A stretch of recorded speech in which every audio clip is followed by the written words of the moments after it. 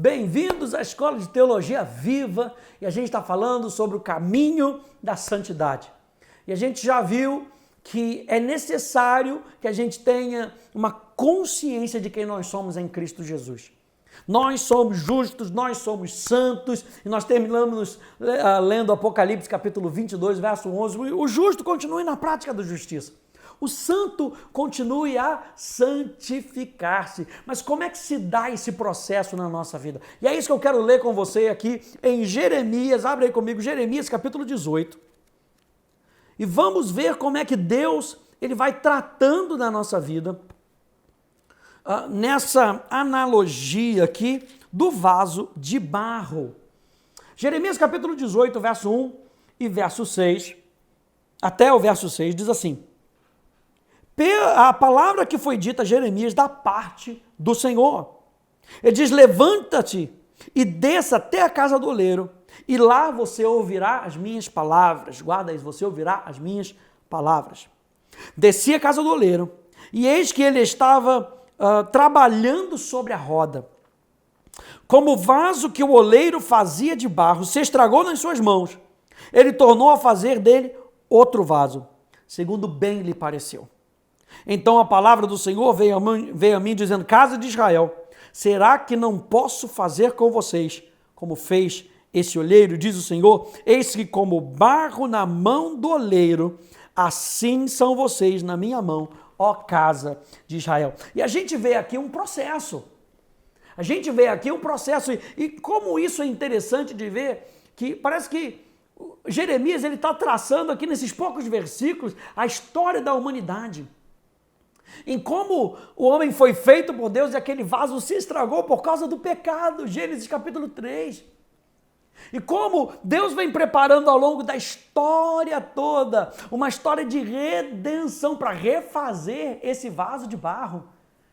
E existem alguns pontos interessantes nessa nossa jornada que eu quero que você veja aí comigo. A primeira coisa é a escolha do barro.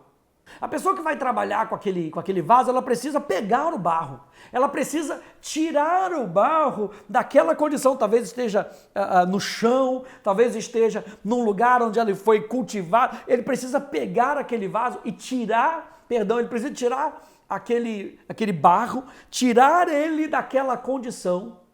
E isso nos fala que eu e você, quando Deus reconstrói a nossa vida e nós nascemos de novo, eu e você fomos sacados do mundo. Eu e você fomos sacados do mundo e trazidos para a olaria. Você lembra que o Jeremias ele chega e o vaso já está sendo feito ali aonde? Na olaria. Não é interessante isso? Deus, que é a figura daquele que está fazendo o barro, sacou o barro de algum lugar. Eu e você fomos sacados do mundo. Nós estamos falando sobre santidade, ser separado para e sermos separados de. Eu e você fomos sacados do mundo.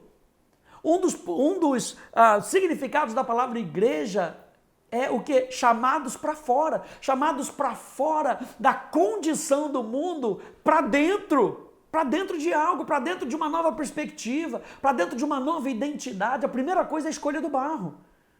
E a gente sabe, pela palavra de Deus, que Jesus morreu por todos. Então, assim, não é esse tipo de barro que eu quero, aquele outro tipo de barro eu não quero, esse daqui vai, esse daqui não vai. Não, nós não cremos em algo condicional, numa eleição condicional. Nós cremos que Jesus Cristo morreu por todos, para que a salvação fosse disponível por todos, para todos. Então, aqueles que responderam a Deus por fé foram sacados desse mundo. Colossenses capítulo 1, no verso 21 a 22, olha só. Colossenses capítulo 1, verso 21 e 22. E vocês que no passado eram estranhos e inimigos do entendimento pelas obras más que praticavam, agora, porém, ele os reconciliou no corpo da sua carne, mediante a sua morte, para apresentá-los diante dele santos, inculpáveis e irrepreensíveis. A gente era destinado à ira, a gente era destinado à perdição, mas porque nós respondemos ao sacrifício vicário substitutório de Jesus na cruz do Calvário, ele nos salvou. Aquela salvação que foi feita lá na cruz do Calvário, agora se aplica na minha e na sua vida. A primeira coisa, então, é a escolha do barro. A segunda coisa que é preciso se fazer nesse barro é a limpeza do barro. E esse barro, então, ele passa por uma peneira fina. Ou seja, todo barro traz algum tipo de sujeira, não obstante o lugar onde foi apanhado. A Bíblia, então, fala que nós precisamos ser livres das obras da carne, que estão listadas lá em Gálatas, capítulo 5, verso 19 a 21. E Gálatas, capítulo 5 ali, está falando justamente entre a vida na carne e a vida sendo guiada pelo Espírito. Então, quando nós somos salvos, a gente vai passar por uma peneira constante na nossa vida, para que a gente não tenha mais o fruto ou as obras da carne, para que a gente possa, sim, dar o fruto do Espírito. Número 3, esse barro, ele é encharcado com água. Passa por um processo de lavagem. Número 1, se escolhe o barro, tira o barro do mundo. Número 2, ele passa por uma limpeza. Número 3, precisa se encharcar esse barro com água, com muita água. É por isso que quando uma pessoa aceita Jesus e a gente vê um potencial nela, a gente sempre fala, principalmente aqui na nossa igreja, fica um tempo ouvindo a palavra, se encharca da palavra. Esse vaso, esse barro, ele precisa estar ao ponto de ser maleável. E como é que faz isso? Água, joga a água da palavra de Deus nele. É o que diz lá em Efésios, capítulo 5, olha aí, Efésios, capítulo 5, volta um pouquinho atrás, Efésios capítulo 5, verso 25 até o verso 27, que a gente leu na aula passada, maridos, que cada um de vocês ame a sua esposa, como também Cristo amou a igreja e se entregou por ela, para que a santificasse, tendo-a purificado por meio da lavagem da água pela palavra, para apresentar a si mesmo como igreja gloriosa, sem mancha, nem ruga, nem coisa semelhante, porém santa e sem defeito. Número 1, ele nos saca do mundo. Número 2, ele passa uma peneira em nós e vai tirando de nós essas obras da carne. Por isso que o apóstolo Paulo fala que não tenham, que não se achem em vocês isso. Porque lembra que vocês estão sendo peneirados. Número 3, aquilo que foi peneirado precisa passar por um processo de ser encharcado pela palavra. Número 4, meu Deus, aqui é que vem. Esse barro precisa ser amassado. Para quê? Para tirar as pequenas impurezas e bolhas de ar. Porque quando você vai tirar essas obras da carne, no ponto 3, elas podem ser comparadas a pedras grandes. Sabe? Aqui fala de orgia, fala de homicídio, fala dessas coisas que, ao nosso ver, parece ser muito grande. A gente poderia comparar com essas pedras grandes. Então elas são peneiradas. Depois que elas são peneiradas, passa-se pela água. Número 4 precisa ser amassado, ou seja, nesse processo, parece que o oleiro, ele bota a mão ali para identificar pelo tato as pequenas pedras. Olha só o trabalho do Espírito Santo na nossa vida. O contato do Espírito Santo. É por isso que a gente precisa, como diz lá o apóstolo Paulo aos Tessalonicenses, não apagueis o Espírito, não abafe o Espírito, porque o Espírito está trabalhando em nós. Lembra que a gente está falando do processo de santificação. Essas pequenas coisas, às vezes a gente ainda tem determinadas coisas, pode ser que a gente não ande mais em orgia, não ande mais em bebedeira, não ande mais em glutonaria, mas aquelas pequenas mentirinhas, sabe, que a gente está acostumado a fazer, que muitas vezes passa desapercebido. O Espírito Santo, ele está, presta atenção, ele está com a mão na massa da nossa vida ali e ele está trabalhando para tirar essas pequenas pedrinhas que podem atrapalhar todo o processo. As pequenas bolhas de ar, e quando vem essa imagem de bolha de ar, tá me lembrando de orgulho, porque a Bíblia fala que o orgulho incha, sabe? Essas bolhas de ar que podem quebrar o vaso.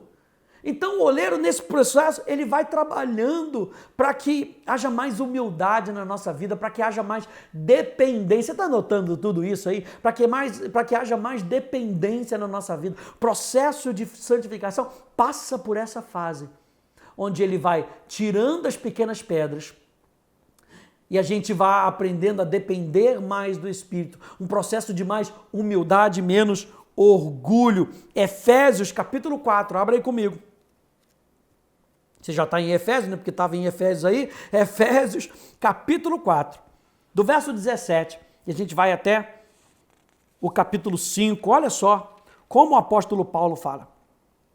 Ele diz assim: isso, portanto, digo, e no Senhor testifico, não vivam mais como os gentios, que eram aqueles que não tinham aliança com Deus, que vivem na vaidade dos seus próprios pensamentos, tendo seu entendimento obscurecido, separados da vida que Deus concede por causa da ignorância em que vivem, pela dureza do seu coração. Tendo se tornado insensíveis, eles se entregaram à libertinagem para de forma desenfreada cometer todo tipo de impureza. Mas não foi assim que vocês aprenderam de Cristo. Olha o processo de santificação. Se é que de fato ouviram falar nele e nele foram instruídos, segundo é a verdade em Jesus. Quanto à maneira antiga de viver, vocês foram instruídas a deixar de lado a velha natureza, que se corrompe segundo os desejos enganosos, a se deixar renovar no espírito do entendimento de vocês e se revestir da nova natureza, criada segundo Deus em justiça e retidão procedentes da verdade. Por isso, deixando a mentira, que cada um fale a verdade com o seu próximo, porque somos membros do mesmo corpo. Fiquem irados e não pequem, não deixem que o sol se ponha sobre a ira de vocês, nem deem lugar ao diabo. Aquele que roubava não roube mais, pelo contrário, trabalhe, fazendo com as próprias mãos o que é bom, para que tenha o que repartir com o necessitado. Não saia da boca de vocês nenhuma palavra suja, mas unicamente a que for boa para a edificação, conforme a necessidade. E assim transmita graça aos que ouvem. E não entristeçam o Espírito Santo, no qual vocês foram selados para o dia da redenção. Que não haja no meio de vocês qualquer amargura, indignação, ira, gritaria e blasfêmia, bem como qualquer maldade. Pelo contrário, sejam bondosos e compassivos uns para com os outros, perdoando uns aos outros, como também Deus em Cristo perdoou vocês. Portanto, sede imitadores de Deus como filhos amados. Vamos lembrar lá do início? Sede santos, porque eu sou santo. E o apóstolo Paulo está falando, é possível, sede imitadores de Deus. Como? Na segunda aula desse tópico, pela graça de Deus. E vivam em amor, como também Cristo nos amou e se entregou por nós, como oferta e sacrifício de aroma agradável a Deus. Que a imoralidade sexual e toda impureza ou avareza não sejam nem sequer mencionadas entre vocês, como convém a santos. Não usem linguagem grosseira, não digam coisas tolas nem indecentes, pois isso não convém. Pelo contrário, digam palavras de ação de graças. Fiquem sabendo disso, nenhuma pessoa imoral, impura ou avarenta, porque a avareza é idolatria, tem herança no reino de Cristo e é de Deus. Não se deixe enganar com palavras vazias, porque a ira de Deus vem sobre os filhos da desobediência por causa dessas coisas. Portanto, não participem daquilo que eles fazem. Porque no passado vocês eram trevas, mas agora são luz no Senhor. Vivam como filhos da luz. Porque o fruto da luz consiste em toda bondade, justiça e verdade. Tratando de descobrir o que é agradável ao Senhor. Lembra que a gente falou sobre buscar a santidade, sobre se esforçar com o Espírito Santo na santidade? Ele diz aqui, tratando de descobrir o que é agradável ao Senhor. E não sejam cúmplices nas obras infrutíferas das trevas. Pelo contrário, tratem de reprová-las. Palavras do apóstolo Paulo. Não fica rindo. O outro fala um negócio imoral lá, você fica rindo. Não. O apóstolo Paulo falou, você é luz. Você tem uma outra mentalidade. Não fica concordando, não seja cúmplice, mas reprove esse tipo de comportamento, pois aquilo que eles fazem em segredo é vergonhoso até de mencionar. Mas todas as coisas, quando reprovadas pela luz, se tornam manifestas, porque tudo o que se manifesta é luz. Aleluia. Então esse é um estilo de vida que eu e você precisamos ter, que convém aos santos. Uma outra coisa que acontece, ponto número 5, é que depois que é peneirado e o oleiro coloca as suas mãos no barro para tirar essas pequenas pedras, ele vai trabalhando ao longo da nossa vida. Número 2, é colocado o barro no centro da roda de moldar. Ou seja, o processo de santificação, preste atenção, passa pelo centro da vontade de Deus. É por isso que o apóstolo Paulo diz aqui, tratando de descobrir o que é agradável ao Senhor. Você lembra que a vontade de Deus é boa, perfeita e agradável. Ele coloca a minha, você no centro da sua vontade. Lembra que o processo todo, ele está com a gente. No processo todo ele está conosco. Segunda aula, a graça de Deus, ele não espera com que você e eu façamos isso sozinhos. Ele está moldando a nossa vida. Então ele coloca o barro no centro da roda de moldar. Número 6, o barro começa a ser moldado. Aleluia! E não é interessante que quando o barro começa a ser moldado, ele vai moldando por dentro e por fora? Não sei se você já viu um vídeo, mas o oleiro, quando ele pega, ele coloca a mão por dentro e coloca a mão por fora. Coisas do nosso interior e coisas do nosso exterior. Gente, não foge nada.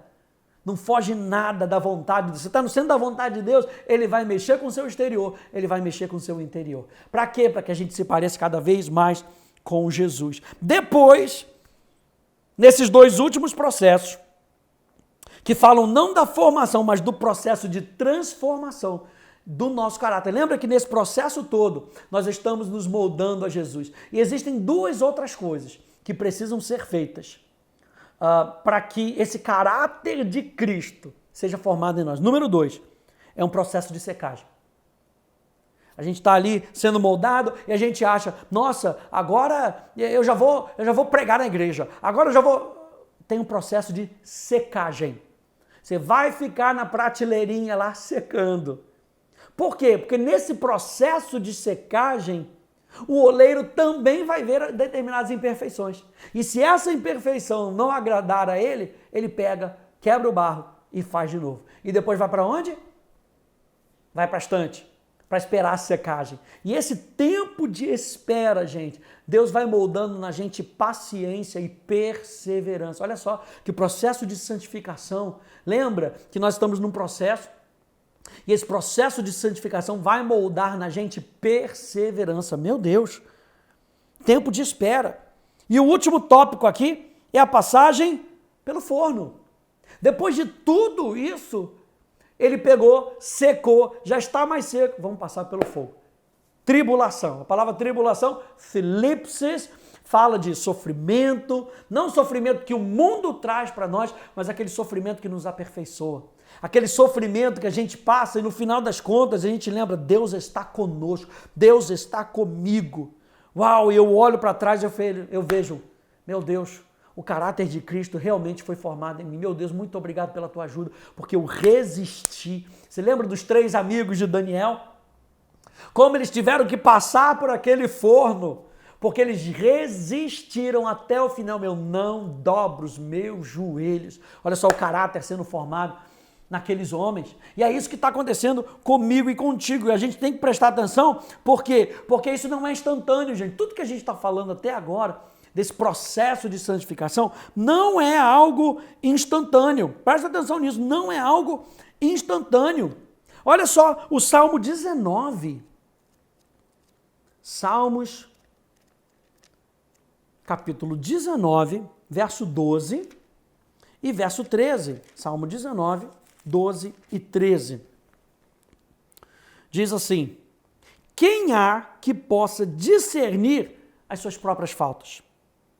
Absolve-me das que me são ocultas. Também da soberba guarda o teu servo, que ela não me domine. Então serei o quê? Irrepreensível e ficarei livre de grande transgressão. Ser irrepreensível, gente, é uma condição do coração. Você vê que a busca do salmista aqui é: eu não quero pecar. Eu não quero errar. Então, ser irrepreensível é uma condição do coração, gente.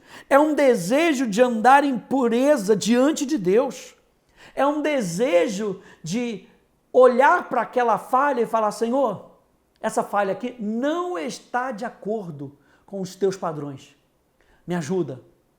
Essa falha aqui não está de acordo com o teu pensamento. Me ajuda. Senhor, esse pecado aqui não está de acordo com a tua palavra. Me ajuda. Então, ser irrepreensível não quer dizer, mais uma vez, a gente está falando, ser irrepreensível não quer dizer que a gente não vai cometer pecado. Ser irrepreensível é um desejo do coração de não sucumbir ao pecado, porque eu e você sabemos que nós temos uma ajuda. Olha só, Cânticos, capítulo 2, verso 15, citando, peguem as raposas, as raposinhas que devastam os vinhedos, porque as nossas vinhas estão em flor. Presta atenção nisso, pega as raposinhas. Assim que você identificar, pega, corre atrás dela. Isso não quer dizer que você tem que ficar olhando para o seu coração e ver qual é o pecado que eu não confessei e se tem esse pecado. Gente, assim que a gente peca, a gente sabe. E o Espírito Santo, ele nos revela através dessa passagem. Pega logo essa raposinha, pega e prende ela. Pega e joga ela para fora. Aí a gente lembra do arrependimento. Ser irrepreensível é fazer logo esse processo de arrependimento e voltar para o processo de santificação, gente. Isso aqui é importantíssimo. 2 Timóteo capítulo 2, verso 22 também nos lembra disso. Fuja das paixões da mocidade. Siga a justiça, a fé e o amor e a paz com os que de coração puro invocam o Senhor. Para que você ande de maneira irrepreensível, sem culpa, sem condenação. Deus lida com o poder dessas raposas na sua vida. Ele fez isso crucificando o seu velho homem, o seu velho eu em Cristo Jesus, na cruz do Calvário. Enquanto você se considera morto para o pecado, morto para o mundo e vivo para Deus e vivo para a sua justiça, você é instruído a se oferecer a Deus. Em cada ponto da sua resposta à verdade da palavra de Deus, Deus libera a sua graça e a sua vida para energizá-lo a andar irrepreensivelmente diante dele. Então, quanto mais a gente depende, o justo caiu, levanta. Levanta e continua olhando para cima. Levanta e continua olhando e dizendo: da onde me virá o socorro para eu combater isso? O meu socorro veio do Senhor que fez os céus. É um processo. É um processo que constantemente Deus vai identificando alguma coisa. Tira essa pedrinha. Tira essa pedrinha. Tira essa pedrinha. 2 Timóteo, capítulo 1, no verso 8 e verso 9. Vamos terminar aqui, 2 Timóteo. Já tem mais algumas coisas para a gente ver, porque esse assunto é muito bom, é muito pertinente, gente, para aquilo que nós estamos falando sobre o pecado. A gente não pode deixar o pecado criar raiz na nossa vida. Essa raposinha talvez seja um pecado que vai entrando e vai devastando a vinha. A vinha, lugar de vinho, de revelação. E quando o pecado vai entrando, se a gente for deixando, a revelação vai cessando. Sabe por quê? Porque toda vez que o pecado vai entrando, vai minando o nosso relacionamento com o Espírito Santo. Lembra, a gente tem o Espírito Santo dentro de nós, que vai nos ajudar a tirar essas pedrinhas, a acabar com essas raposinhas. 2 Timóteo capítulo 1, no verso 8. Portanto, não se envergonhe do testemunho do nosso Senhor, nem do seu prisioneiro que sou eu. Pelo contrário, participa comigo dos sofrimentos a favor do Evangelho, segundo o poder de Deus, que nos salvou e nos chamou com santa vocação, não segundo as nossas obras, mas conforme a sua própria determinação e graça, que nos foi dada em Cristo Jesus, antes dos tempos eternos. Aleluia! É dessa maneira, 1 Tessalonicenses 4,7 nos lembra, pois Deus não nos chamou para a impureza, e sim para a santificação. Eu e você temos um chamado na nossa vida. E o nosso chamado é, como santos que somos, vamos continuar na santificação. Vamos continuar nos limpando. Vamos continuar nos purificando. E quem nos ajuda nesse processo? Deus nos ajuda nesse processo. A sua palavra nos ajuda nesse processo, e é isso que a gente vai ver no nosso próximo tópico. Tchau, tchau.